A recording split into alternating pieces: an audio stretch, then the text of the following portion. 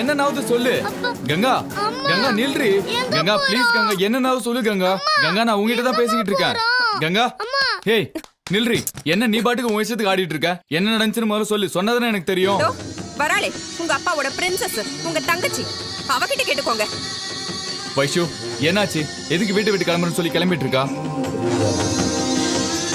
ஏய் உங்ககிட்ட தான் கேட்டுட்டு இருக்கேன். என்ன நடந்துச்சுன்னு சொல்லு. இப்ப என்ன, அவங்க வீட்டை விட்டு வெளியே போறாங்களா? தாராளமா போ சொல்லு. முடிஞ்சா நீங்க 2 பேரும் கூட சேர்ந்து வெளியே போங்க. நானும் அப்பாவும் மாதிரி நிம்மதியா இருப்போம். பண்றதெல்லாம் பண்ணிட்டு நல்லவங்க மாதிரி வேஷம் போடுறீங்களா? நீங்க 3 பேரும் கொலைகார பாவிங்க தானே? போதுமா? என்னமோ நேத்துல இருந்து பெருமையா பேசுனீங்க. என்னமோ நம்ம பண்ண தப்பெல்லாம் பெருந்தன்மையா உங்க அப்பா மன்னிச்சிட்டாருன்னு.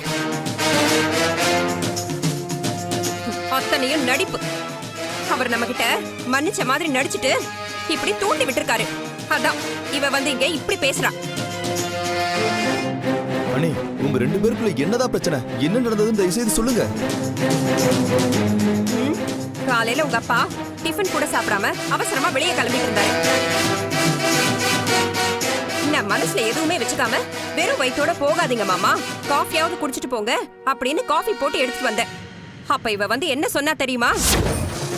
தேங்க்யூமா. அப்பா நிறுத்துங்க. கொடுங்க அத.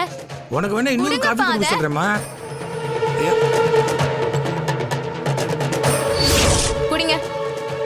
முதல்ல நீங்க இந்த காஃபியை குடிச்சு காட்டுங்க. நீங்க குடிச்சதுக்கு அப்புறம் நீங்க நல்லா இருந்தீங்கன்னா அதுக்கப்புறம் நான் எங்க அப்பாவை குடிக்க சொல்றேன். காஃபில விஷம் கலந்திருப்பேன்னு கொஞ்சம் கூட வாய் கூசாம என் மேல பழிய போடுறா. அத உங்க அப்பாவும் கேட்டுட்டு அமைதியா இருந்தாரு. என் அப்பாவை பத்தி இப்படி எல்லாம் பேசாதீங்க. உங்களுக்கு எல்லாம் அடுக்கவே அடுக்காது. காஃபில விஷம் கலந்திருக்கலான்னு நான் சந்தேகப்பட்டது உண்மைதான். அதுக்கு காரணம் நீங்க 3 பேர் தான்.